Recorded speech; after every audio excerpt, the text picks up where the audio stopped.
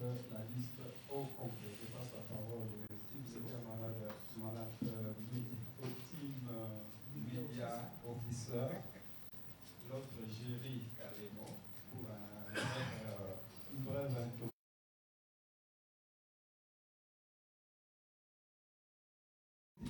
Bonjour et bonne fête aussi, parce que c'est le 8 mars, la journée des femmes. Donc, honneur aux dames. J'espère qu'elles vont aussi poser des questions. Nous avons les sélectionneurs de l'équipe A, qui est le manager sélectionneur, Sébastien Dessal. C'est sa première conférence de presse de l'année. Bien que il est à la tête de cette sélection, c'est la deuxième. Et pour cette conférence de presse, il y a un mot de circonstance. On commence par le mot de circonstance. Après le mot, il y aura la liste. Et après la liste, il y aura questions-réponses. Donc on va prendre le fisc. Je crois que si on va très vite, on peut faire même moins d'1 heure. Merci et nous vous remercions d'être là. Et je confirme que la conférence de presse passe en live sur la page Facebook de la Fédération congolaise de football association. Et nous vous demandons de ne pas utiliser des flashs pour les photographes et de mettre les téléphones sous mode vibreur, de ne pas filmer avec les téléphones. Merci et j'apporte la parole au sélectionneur. Merci Jerry, bonjour, bonjour à tous. Est-ce que vous m'entendez bien? Merci Jerry, je suis très heureux bien sûr d'être là. Comme tu l'as dit, c'est la première conférence de presse de l'année. Et voilà, j'ai suivi un petit peu le dossier de communication au niveau de la fédération, puisqu'on en avait parlé, et je suis très, très content aujourd'hui que la conférence de presse puisse être relayée sur les nouveaux réseaux sociaux de la fédération. Et puis, c'est important que le message soit entendu. En tout cas, c'est encourageant parce qu'on sent qu'il y a un certain changement en termes de communication, et c'est important. Je pense que c'est important parce que plus on est ouvert à la communication, plus les messages passent, et c'est important. Ça sera également le cas, comme je l'avais annoncé lors de la première conférence, au niveau de l'équipe de la sélection, puisqu'on a mis quelque chose en place pour améliorer la communication autour de la sélection et de faire vivre des moments de l'intérieur, que vous puissiez aussi prendre des informations, et surtout de prendre les bonnes informations liées à la sélection. Donc ça prouve que des choses qui sont en train de changer, qui vont dans le bon sens, et ça c'est quand même de bons signaux. Voilà. Je vais, comme vous le savez, donc annoncer la liste. Je vais revenir un petit peu sur quelques points qui me semblent importants avant d'annoncer la liste. Alors, je vais passer de suite sur la localisation et le stade du match et de la confrontation pour la Mauritanie. Je suis très content. Alors, à la fois, je suis déçu qu'on ne puisse pas jouer au stade des Martyrs, mais je suis très content qu'on a le joué à Lubumbashi, qui était mon premier choix. Voilà, je préfère le confirmer de vive voix. Maintenant, il faut se concentrer sur le sportif. On a parlé beaucoup de choses extrasportives depuis quelques temps. Aujourd'hui, on est orienté sur cette double confrontation de la Mauritanie. Et on est très content de rester au pays pour pouvoir jouer ce match important le 24 mars. Voilà. Mais comme je l'ai dit, il faut à un moment donné basculer sur le sportif, et je ne m'étendrai pas plus sur cette question. Je pense que tout a été expliqué sur les réseaux sociaux, et vous connaissez mon opinion dessus. Voilà. Alors, avant de donner la liste, on va donner un mot sur cette double confrontation. Donc, vous savez la situation de l'équipe. Le classement est pas glorieux. On va jouer la Mauritanie qui a une victoire et un match nul dans cette qualification, qui est pour l'instant première avec le Gabon, même s'ils sont au goal average direct. Donc pour nous, ce sont à la fois une confrontation qui est importante en termes de points, parce que, comme je le disais sur la première conférence de presse, il faut des points pour se qualifier à la prochaine CAN. Comme je l'ai dit, c'est un challenge qui est excitant, mais c'est un challenge qui va être très difficile puisqu'on part avec un handicap de 2 matchs. Et puis également, ce stage va nous permettre encore de pouvoir mettre en place nos principes de jeu, de continuer à reformater une équipe pour être de match en match, en tout cas meilleur. Voilà. Ça fait 6 mois qu'on n'a pas vu les joueurs, puisque vous savez, avec la Coupe du Monde, c'était une année un petit peu particulière. Après, il y a eu le CHAN en Algérie. Donc, c'est important de faire un bon stage sur ce mois de mars, qui est la première date FIFA de l'année sur les 5 qu'on aura cette année. Voilà. Donc, il y aurait à avoir 10 matchs à jouer, en sachant que vous savez que le calendrier, c'est 2 matchs là, et puis après un match au mois de juin qu'on cumulera avec un match amical, et pareil au mois de septembre, où il y aura le dernier match à domicile contre le Soudan au mois de septembre, qu'on cumulera également avec un match amical, parce que quand on regarde le nombre de matchs que la sélection a fait ces dernières sur l'année 2022, c'est pas assez. Il faut absolument qu'on ait un minimum de 10 matchs sur l'année, pour que à la fin de ce cycle de matchs, on soit et on reste très très performant. Voilà, donc on peut dire que, hormis le stage du mois de septembre au Maroc, qui était les premiers matchs amicaux, la découverte un peu du nouveau sélectionneur, certains joueurs que j'avais vus, on peut parler de départ sur ce mois de mars.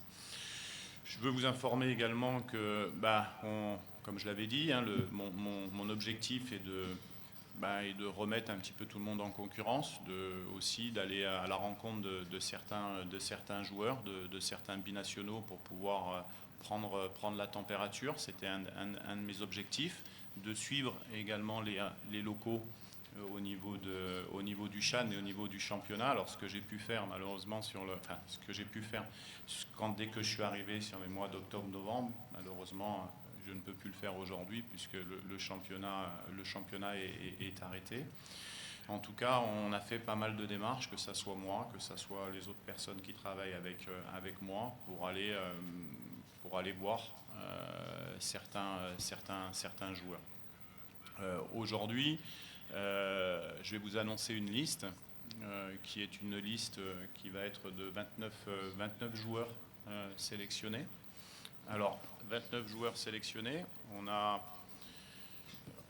on aura certains joueurs qui seront pour la première fois sélectionnés. Vous avez déjà pu voir sur les 42 joueurs présélectionnés qui sont ces joueurs que j'ai présélectionnés pour la première fois.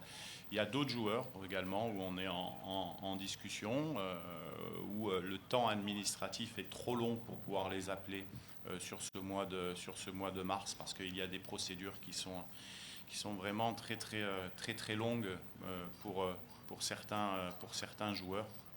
Et là, d'ailleurs, je tiens à remercier, que ce soit le ministère des Sports, le ministère des Affaires étrangères ou mon team manager Dodo, qui ont fait un travail fantastique avec la fédération pour pouvoir mettre en place des démarches, parce que ce sont des démarches qui sont assez longues. Et aujourd'hui, sur la liste que je vais vous annoncer, on est encore en procédure administrative sur certains joueurs qui vont se terminer là pour qu'ils soient qualifiés. Mais c'est un travail, c'est vraiment un gros travail à réaliser. Voilà la température que j'ai envie de vous donner sur les rencontres que j'ai eues avec certains joueurs. Certains joueurs ont accepté de venir, d'autres ont refusé de venir. La situation, elle est celle qu'on connaît tous. C'est une situation d'une équipe qui doit se reconstruire et qui doit amener une image à l'extérieur qui soit une image conquérante. Et dans certaines discussions que j'ai pu avoir avec certains joueurs, j'ai senti certains doutes par rapport à l'organisation, par rapport à différentes choses sur lesquelles on est en train de travailler. Comme je l'avais dit, ça va prendre certainement du temps, c'est ce que ça prend aujourd'hui, mais il y a des signaux qui sont vraiment très positifs, et on peut s'appuyer sur des cadres de l'équipe qui jouent un rôle important, qui nous aident également, et je sens vraiment une volonté globale des joueurs, de l'entourage et également de la sélection à faire revenir l'équipe dans les meilleurs d'Afrique. Voilà.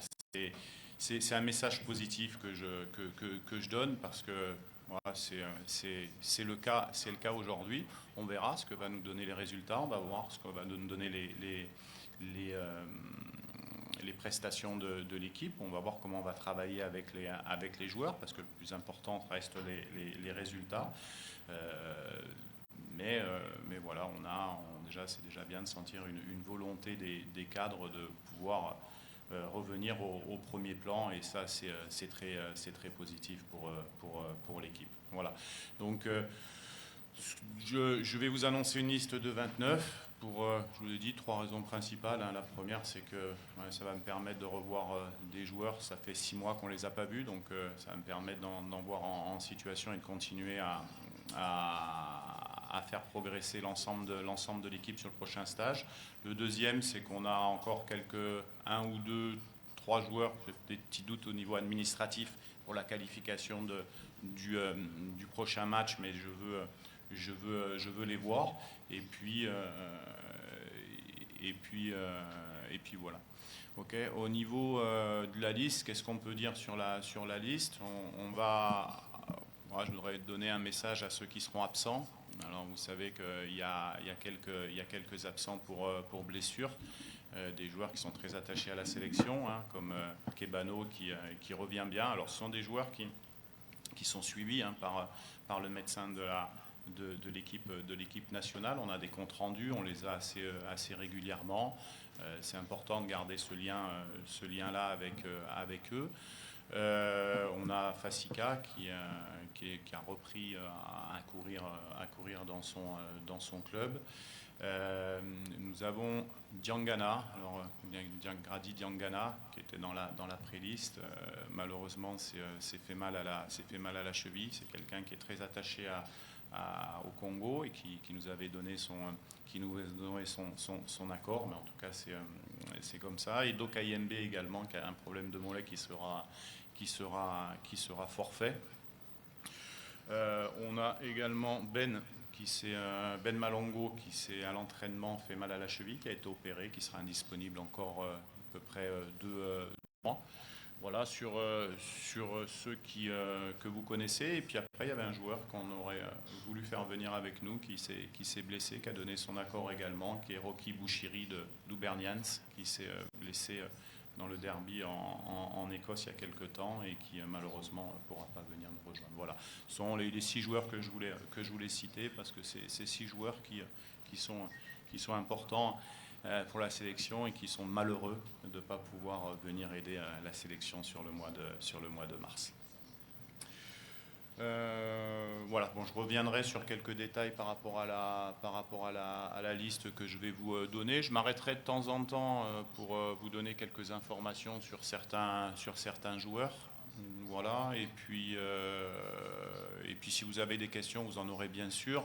On attendra la fin, et puis on aura un échange d'une 20-25 minutes pour répondre à toutes les questions que vous souhaitez.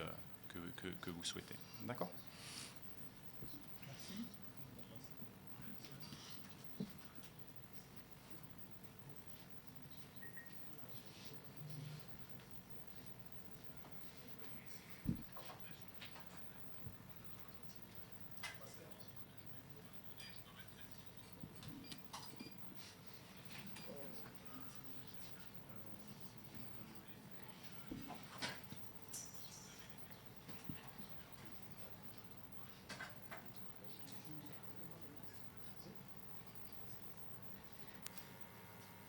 sa blessure. Et le troisième gardien sera Siadi du TP Mazembe. Hein, je tiens à préciser que sur les gardiens, même si j'ai des discussions avec le staff sur l'ensemble de la liste, hein, je ne prends pas les décisions, sur les positions de gardiens, c'est moi qui ai décidé de prendre ces trois gardiens. Au niveau des défenseurs, nous avons Gédéon Kaloulou, Ikoko Jordan de Paphos. Nous avons Swaku de Besiktas, Vital Nsimba de Bordeaux, Zola Kiakou du Wydad Casablanca, Chancel Mbamba de l'Olympique de Marseille, Inonga Baka de Simba, Bokadi Bopé du Standard de Liège et Joris Kayembe de Charleroi sur les défenseurs.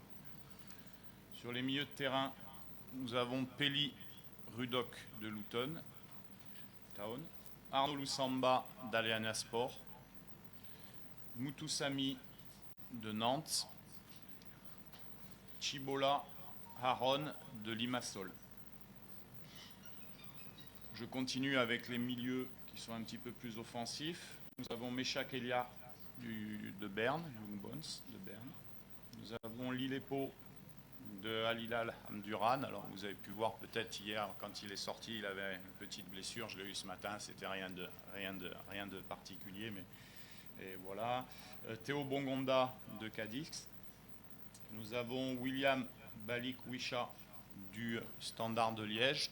Je sais qu'il y a eu plusieurs informations qui se sont diffusées, mais William est à 1000% avec nous.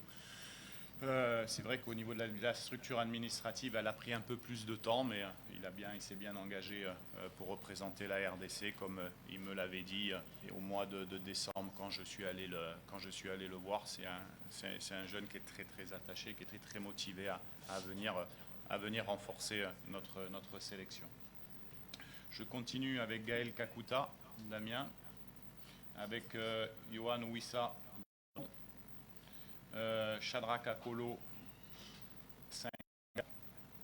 Aldo Kaloulou de Sochaux. Aldo Kaloulou est le frère de Gédéon. Ce sera son premier appel. Bakambu de l'Olympiakos. Fiston Mayele du Young Africa. Gaëtan Laura de Samsou Sport. Mouleka de Besiktas et Silas de Stuttgart, puisque comme lui j'avais été le voir, c'est pareil, je vous l'avais dit à la dernière conférence de presse, hein, voilà, c'était très attaché. Il y avait aussi un petit problème administratif qu'on a réglé, mais ce sont des joueurs qui attendaient qu'une chose, c'est de venir porter le maillot des A. Alors maintenant à eux d'être bons sur le stage pour y rester. On a sur la liste d'attente 11 joueurs.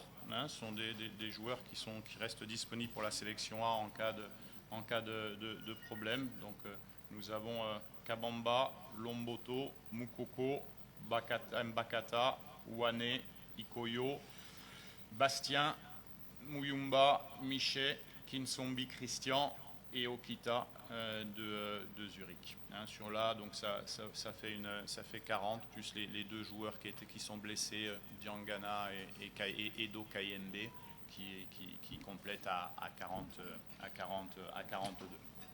Voilà au niveau de la liste. Comme je l'ai dit, hein, sur les 29 joueurs, on espère avoir les 29. Il y a quelques joueurs qui sont encore en procédure administrative indépendants de la fédération, indépendant du Congo. Hein, ce sont simplement des autorisations FIFA qui devraient arriver.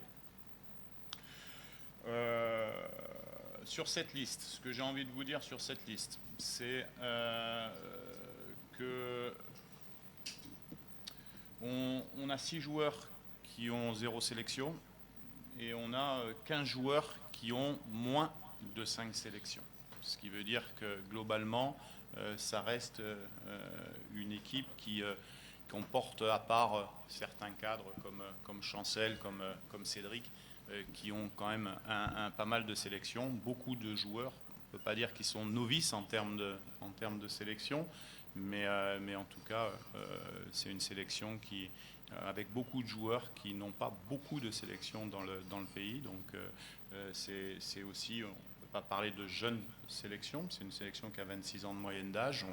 C'est vrai qu'avec on aurait pu descendre un petit peu plus en termes d'âge en fonction de ceux qui se sont blessés, mais en tout cas c'est une sélection avec de la qualité. Je suis très content de ces 29 joueurs, et maintenant on va penser uniquement aux sportifs. On va attendre que tous ces joueurs fassent leur dernier match. Tous les joueurs finissent soit le 18, soit le 19 mars. Tout le monde joue actuellement. Il y a certains joueurs qui ne sont pas dans cette liste parce qu'ils sont en manque de temps de jeu dans leur club. Mais voilà, c'est comme ça. Voilà, je pense qu'on est...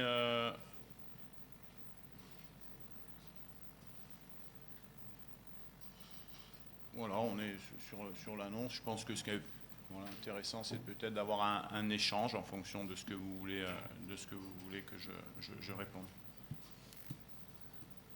Merci. Maintenant, passons à la partie questions-réponses.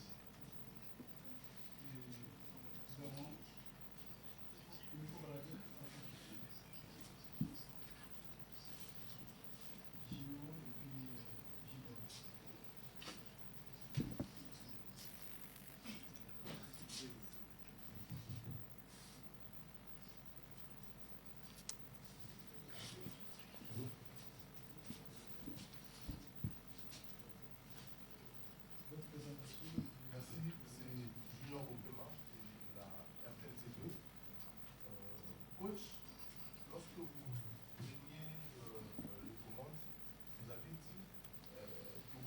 avec des joueurs qui sont disponibles et que vous ne ferez pas la coupe du jour à certains joueurs capricieux. Et à la fin du match contre le Maroc, Cédric Bakambu avait dit qu'il mettait fin à sa carrière internationale, c'est-à-dire qu'il n'allait plus revenir jouer au sein de l'équipe nationale. Vous l'avez annoncé. Est-ce que vous avez pris très sérieusement avec lui? Confirme qu'il sera...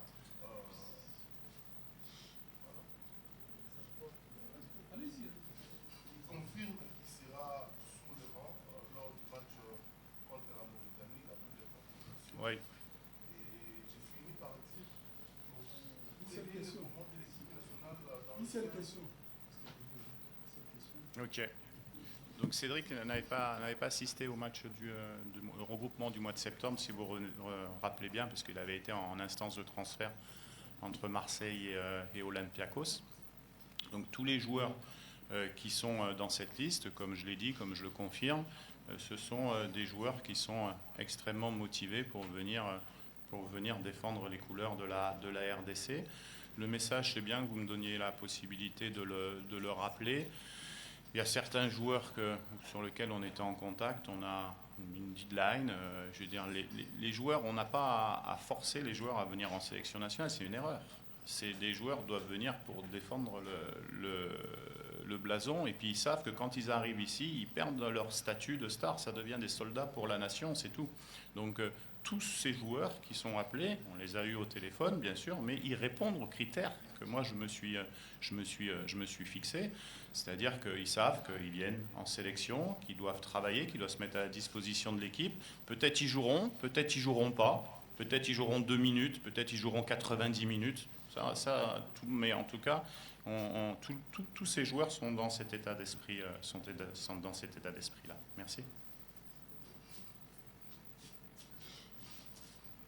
Bonjour coach, moi c'est Jean-Dédieu Moukeli. J'ai une question principale avec deux questions.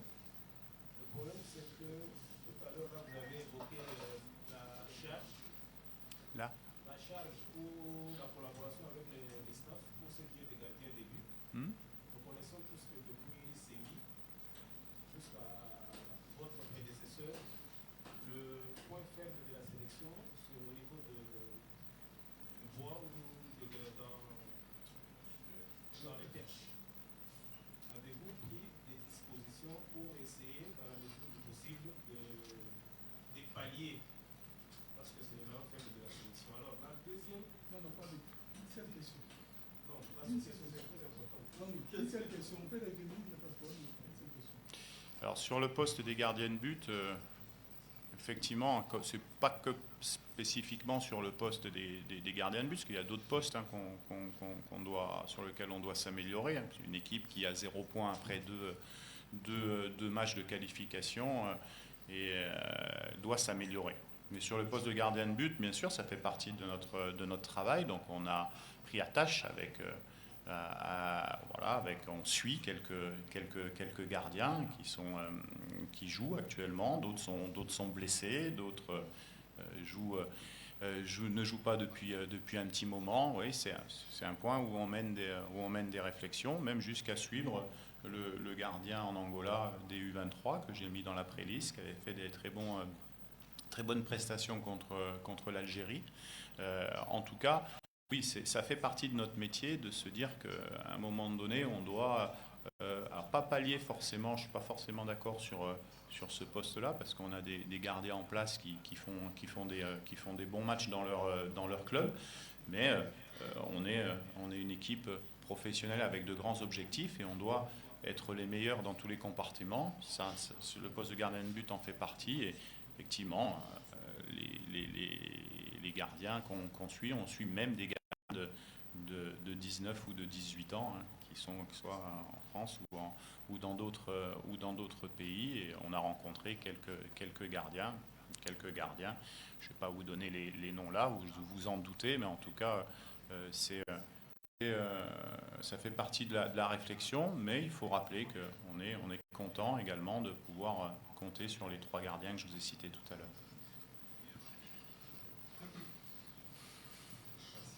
Bonjour, coach. Bonjour. Oui, c'est Elie Kanza. Coach, quand vous venez de rendre votre liste de 9 joueurs, mais à ce qui concerne la liste des gardiens, je vois c'est comme s'il y a un flou quelque part. Parce qu'on retrouve le nom des Siadi Badjo, des gardiens de but à Mazembe. Nous sommes en République démocratique du Congo, c'est le seul pays au monde où on fait 7 mois sans jouer le championnat national. On voit que nos ambassadeurs sont en train de nous représenter si l'équipe de Portugal, il y a des centaines d'autres équipes, mais sur leur effectif, sur nos ambassadeurs, il n'y a que 2 gardiens locaux qui sont en train de nous représenter par la demande. Il y a celle d'Jouza Badjo et puis Hervé Longoto.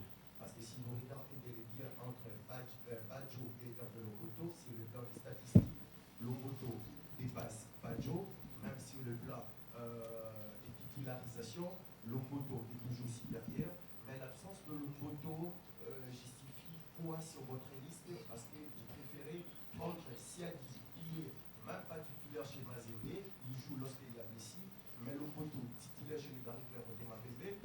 Pourquoi on retrouve l'absence de Longoto? Merci. D'accord. Merci pour la question. Alors, le fait de mettre 5 gardiens sur la pré-liste, c'est aussi dans le cadre de Lionel, de la blessure de Lionel Mpasi. Alors, ce qu'il faut rappeler, c'est que les choix, c'est mon choix. Siadi, il a fait le CHAN. Siadi, ça a été le dernier gardien de la sélection à avoir gagné et avoir fait un clean sheet en sélection A contre la Sierra Leone. Ça, quand vous faites ça, oui, vous avez des points qui sont après, comme c'est la concurrence. C'est aujourd'hui ce que je pense. Si j'ai mis 5 gardiens, je sais pourquoi j'ai mis 5 gardiens sur la pré-liste, à Siadi de me montrer pendant ce stage que je me suis pas trompé. Mais en tout cas, comme je le redis, je rebascule sur la première question, sur les gardiens de but, c'est une réflexion quand même, une réflexion globale. Voilà, merci.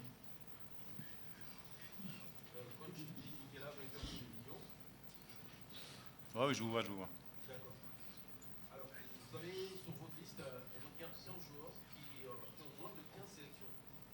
Moins de 5 sélections. 15 joueurs. Vous l'avez rappelé tout à l'heure. Alors, il y a Un peu moins même, parce qu'on a compté les sélections en match amical, mais bon. Oui. Alors, un de joueurs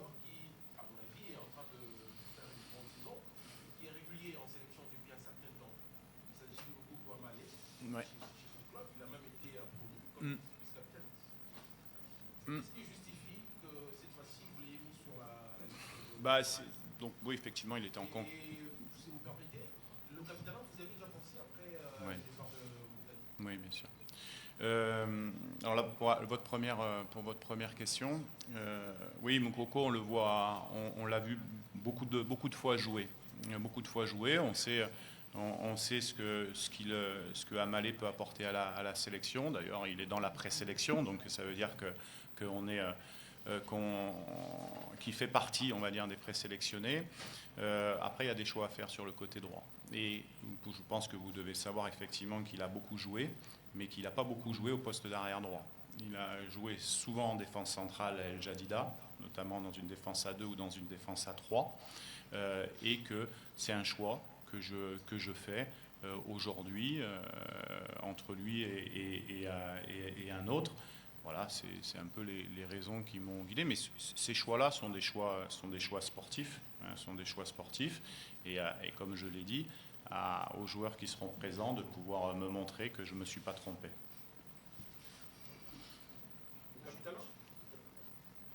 Oui, le capitanat, oui, on y a pensé, bien sûr, on en a discuté avec certains joueurs. Je l'annoncerai en temps voulu, mais il ne devrait pas y avoir de surprise. Bonjour coach. C'est Cédric Mataï de Télévision. En fait, ces derniers temps, le plan de la RDC sont en manque d'un un leader sur le terrain et un leader dans le vestiaire. En regardant cette liste, quelle est la physionomie que nous pouvons avoir de surtout que cette double confrontation, ça va être crucial pour la survie de la nation. Vous pouvez répéter la question, si vous voulez.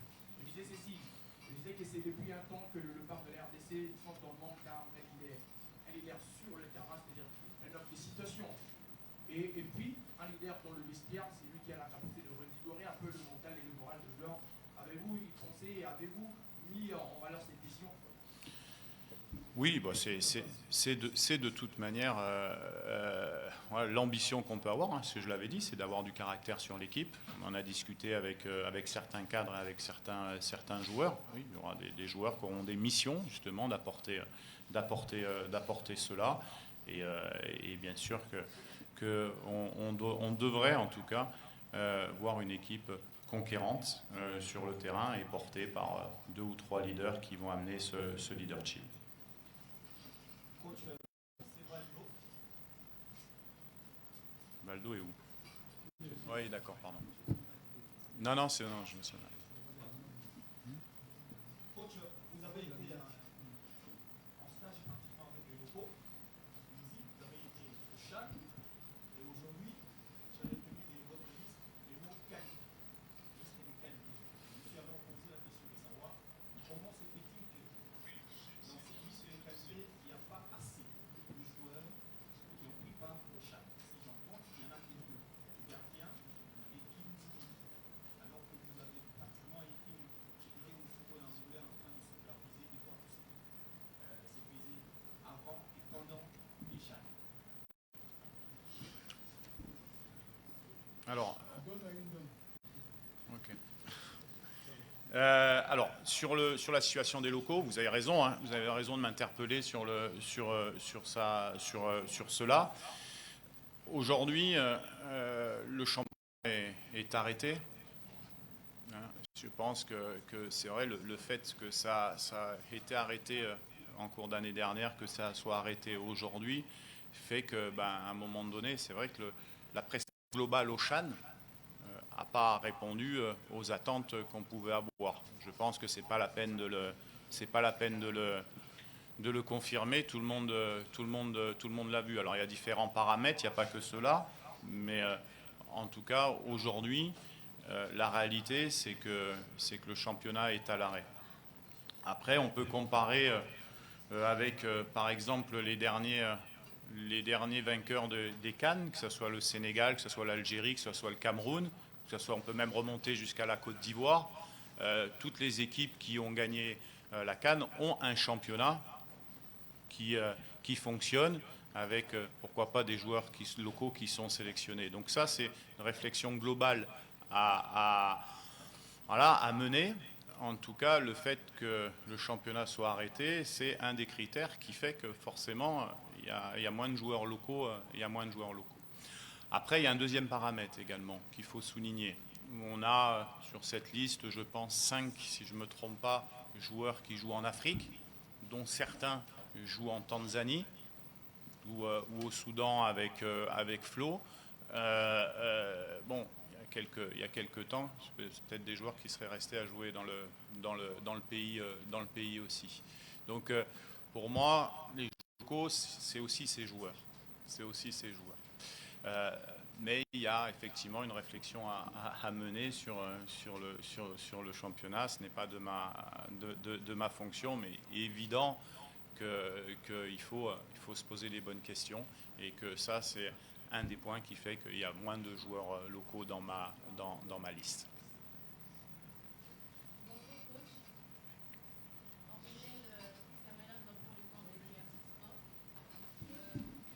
Oui, je vois. Vous avez sélectionné Aldou Kalou alors que le joueur est déjà dans la trentaine. Ces derniers temps, il n'est pas aussi décisif avec son club. Que faites-vous du rajeunissement de la sélection? Parce que lors du championnat d'Afrique des Nations qui s'est tenu en Algérie récemment, on a souffert de la vieillesse parce que le joueur n'était pas au point physiquement. Est-ce que vous êtes sûr que Aldou Kalou a 30 ans?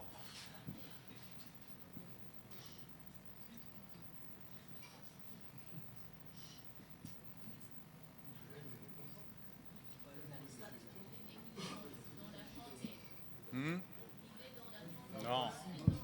Hein? Bon, bref. Donc non, c'est. Oui, ça fait. Non, il est pas dans la trentaine, mais il fait partie d'un profil qui est important pour moi dans l'équipe. Voilà, c'est uniquement son profil et puis ses qualités de joueur. Il fait des bons matchs avec Sochaux, mais depuis pas mal de temps, pas mal d'années. Hein. C'est un joueur qui a eu un parcours bon, pas cabossé, mais je veux dire, c'est un joueur qui peut nous apporter beaucoup et c'est pour ça que j'ai décidé de le sélectionner.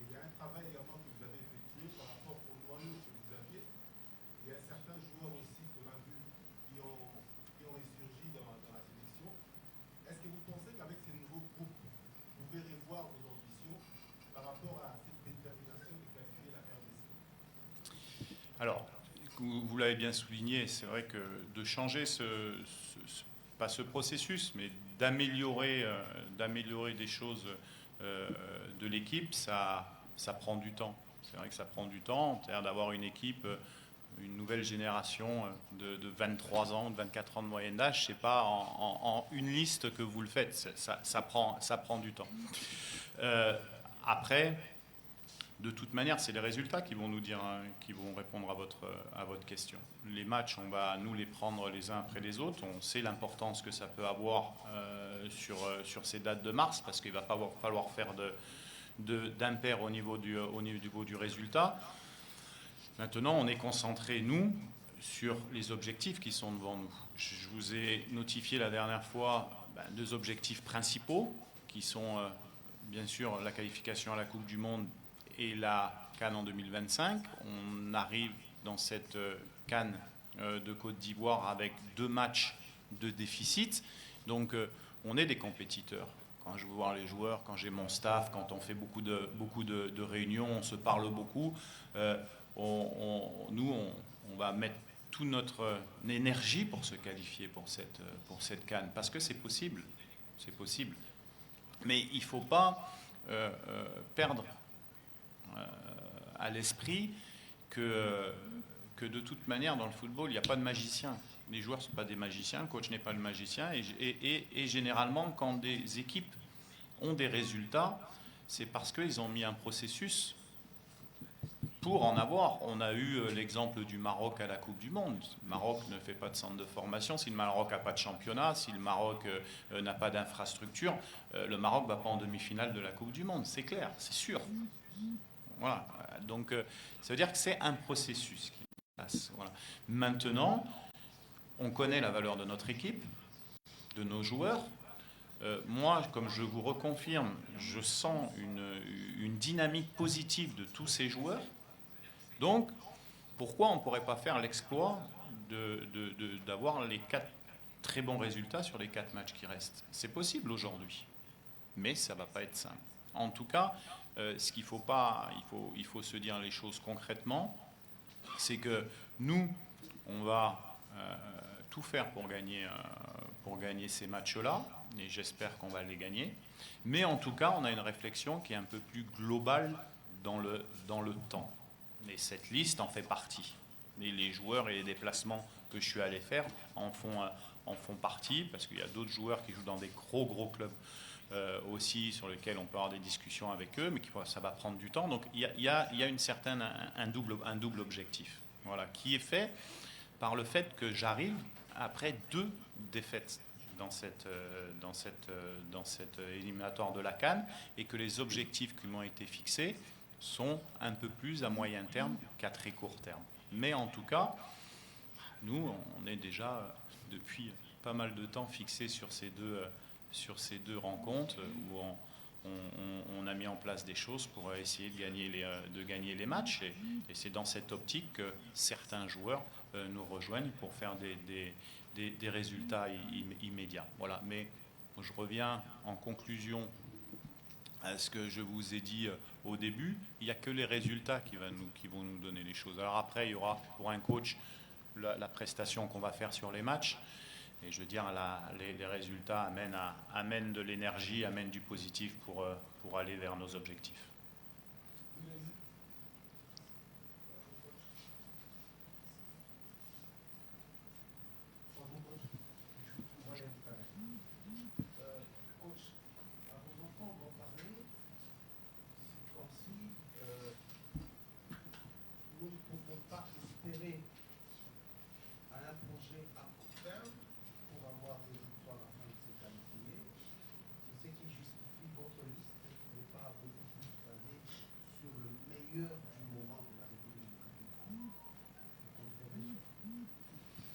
Alors, je pense que la liste qui a été faite, ce sont les meilleurs Congolais du moment, donc on n'est pas d'accord tous les deux.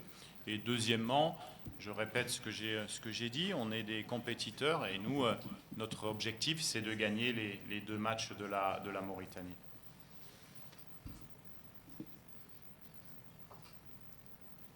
Oui, tu fais en attendant, la question porte.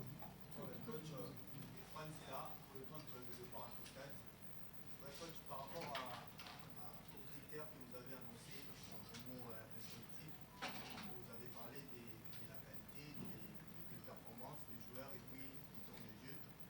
J'ai une question par rapport à la sélection de Gaëtan Lora, qui joue à son sport en lieu de tir. Dans ce même championnat, il y a un autre Congolais qui est performant, buteur d'ailleurs, c'est le championnat de 16 buts, Kabono Kassomo, qui a aussi de l'expérience en équipe nationale. Comment justifier pour Non, ce sont des postes. Bon, Kassambo, je le connais bien parce qu'on a joué quand il était aux Amalek. Moi, j'étais en Égypte, donc c'est un joueur que je connais bien. Ce sont des joueurs qui ont à peu près le même profil, même si Gaëtan a un peu plus un profil de profondeur, à la fois d'axe, mais qui peut jouer aussi sur le couloir. Et c'est 2 joueurs qui fonctionnent bien en Ligue 2, on va dire turque, même si ça s'appelle la Ligue 1. Voilà. Puis c'est des postes où on a quand même pas mal de monde. Donc oui, c'est quelqu'un qui a pas été pris parce que j'ai préféré prendre un autre joueur. Mais c'est un poste dans lequel où il évolue, où on a beaucoup de très bons joueurs. Après, c'est avant une femme. La question, c'est pour une femme.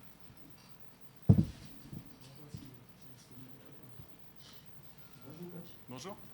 Merci Antena. Moi j'ai une petite préoccupation par rapport à l'image que vous avez de la formation des Mourabitoun, la Mauritanie. On sait que sur les petits papiers on a certaines informations. Cette équipe est dirigée par Amir Abdou. C'est un Comorien. Il a aussi fait beaucoup de choses avec les Comores. On connaît aussi certains joueurs, notamment Kaba et Aboubakar. Est-ce que au niveau du staff de TNR, vous avez une idée sur cette formation? Et puis, pourquoi est-ce que sur quel détail, sur quelle base technique va se jouer cette double confrontation? Je vous remercie pour cette réponse, pour cette question football. Oui, ça fait partie de notre travail de connaître l'adversaire. Donc forcément, c'est un adversaire qu'on connaît bien. On connaît leur organisation. On connaît bien sûr tous les joueurs qui font partie de la sélection. On les a vus jouer. Les montages vidéo sont déjà prêts de la part de mon staff. Donc c'est une équipe qui a l'image d'Amir que je connais bien. C'est une équipe qui est très bien organisée. C'est une équipe qui dégage un collectif fort. C'est une organisation de jeu qui est, tactiquement, c'est une équipe qui travaille et qui est très valeureuse. Mais c'est aussi une équipe qui est dans un processus de fédération, qui a mis en place des choses pour pouvoir avoir cette équipe. Donc non, ce sont des joueurs qui... alors je connais bien, parce que leur attaquant, je l'avais à Niort, Pabba. Et non, pour répondre clairement à votre question, on connaît très bien cette équipe. On a déjà scouté cette équipe, les montages vidéo sont prêts. Voilà, donc on connaît. Après, comme j'ai l'habitude de dire, moi j'aime bien me concentrer sur mon équipe. On a de la qualité, on a des bons joueurs, on a des joueurs qui sont motivés. Donc à nous de faire un bon match. Et si nous, on fait un bon match, on devrait avoir un résultat positif avec la qualité des joueurs qu'on a. Coach, je reviens, Jean Dubuc. Dans la globalité, vous avez hérité du passif et de l'actif, ainsi que de cette sélection. Nous sommes tous très heureux de voir que sur votre liste, il y a des beaux visages. Mais les stats sur les Léopards enseignent à chaque fois qu'il y a des sélections à forte présence européenne, il se pose toujours le problème. Les joueurs n'arrivent pas à séduire par les jeux, mais également par leur envie. Alors vous serez devant ces 2 ou 3 nations qui vous attendent et vous serez obligé d'évoluer devant le public, jusque-là le choix de Congolais d'une manière générale. Comment comptez-vous renverser ou sinon inverser la tendance pour arriver à résoudre cet épidémie? D'accord. Comme j'ai dit, le caractère du joueur pour venir en sélection en RDC, c'est ma priorité, l'état d'esprit. Je l'ai rappelé aujourd'hui.